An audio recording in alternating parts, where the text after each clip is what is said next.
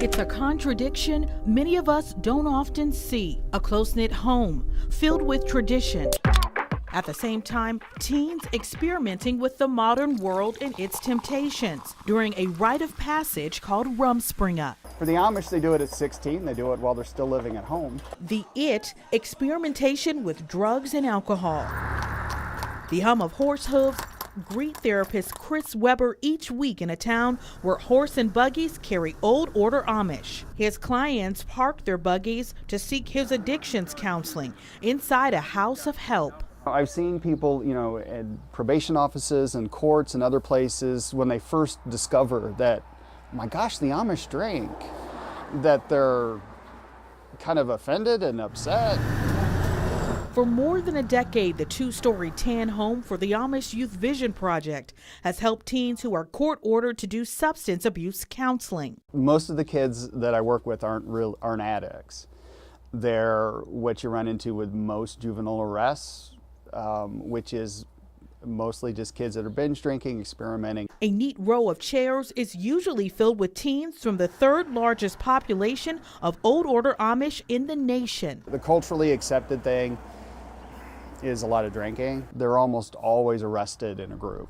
A group because Weber says growing up Amish is different. Everything is done in mass, sometimes up to 1,000 people at a time, even parties. During Rumspringa, kids raised Amish walk away from home at age 16 before deciding if they'll join the church. One former Amish man who didn't want to be on camera says young people who leave home are told it's the reason they're not going to heaven, so they just let go. Developmentally, what they're doing is they're like figuring out where their limits are. They'll party for a little bit, they'll drink, they'll experiment with other things. There is drug problems among the Plain community, but I know of a young gal that's actually a teen challenge right now. This man was part of more than 400 Amish who learned about the consequences of drug and alcohol from the Indiana State Police. Amish elders asked for the meeting. Senior Trooper David Caswell says he's seen the fallout of drug use among the Amish community. We have encountered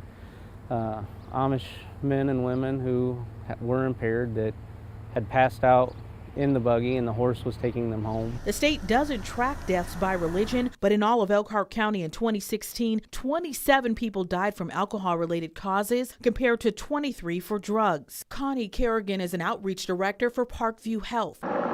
She says the group dynamic that makes the Amish so close-knit can also be a barrier for fighting addiction. Addiction is well steeped in shame. There's a lot of, we keep our business at home and we don't share that with other people. So the more that we can begin to break down those cultural walls, the better off we're going to be. That's why Weber says he tailors his treatment to fit Amish social norms. They're not used to talking about themselves, they're not used to talking about choices. He teaches a harm reduction model, encouraging kids to fight peer pressure regardless of the size of the group. You realize that, the best you can do is help people help themselves. Your job is to help people help themselves. And when they leave the walls of this house, Weber says they've created a new tradition.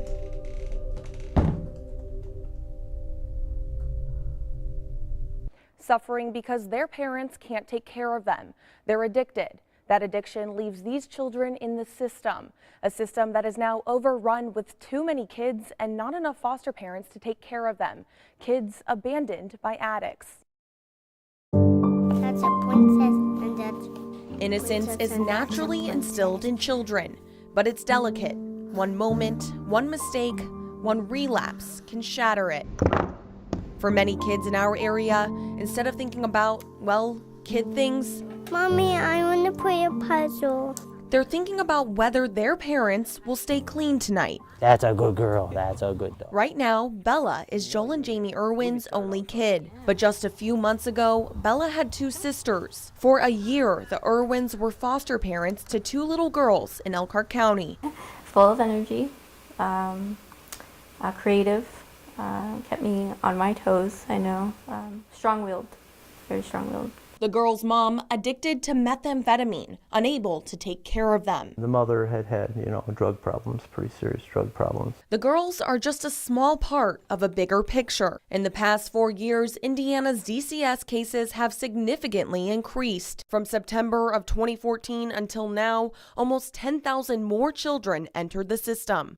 In 2013, 31% of all the DCS cases involved addiction. This year, it's almost 60%. The numbers are staggering, and those numbers, I can't stress enough, aren't just figures on a piece of paper, they're children. It's opioids, it's methamphetamine, it's prescription drugs, and the numbers of people abusing those drugs are growing. Before any of those children enter the foster care system, their parents find themselves in a courtroom like this. Juvenile Magistrate Deborah Dominy sees 1,400 cases a year. It surprises me as a mom that the hold of addiction is stronger than a mother's love. Parents typically admit, they admit they have a problem. They want to get help, but oftentimes they can't follow through because that addiction is so strong. Children removed from their homes often go through places like the Villages. It specializes in foster care. Leaders say watching a child hope their parents will get better is one of the hardest parts of the job. Let's say we have a 5-year-old child that's expecting mom to show up on Saturday afternoon at 2 o'clock, and they're very excited, and mom might have relapsed the night before, and so she's a no-show. Jamie and Joel witnessed firsthand the toll addiction takes on these kids. They act out and with different behaviors because they can't be with their parents. The Irwins say the girl's mom tried to get better, coming to every visit and every therapy appointment. It's hard because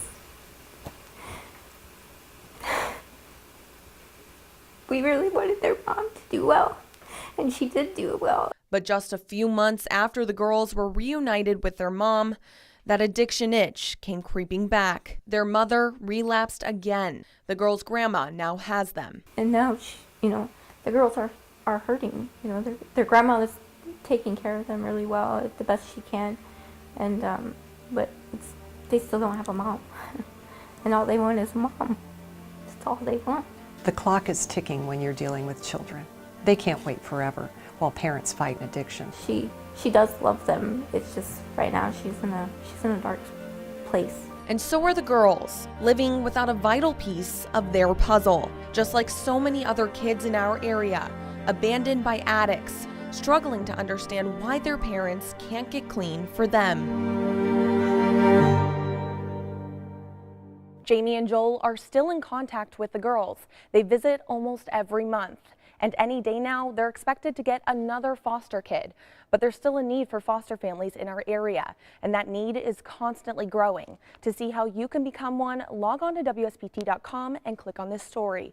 In the studio, Jesse Schultz, WSBT 22 News.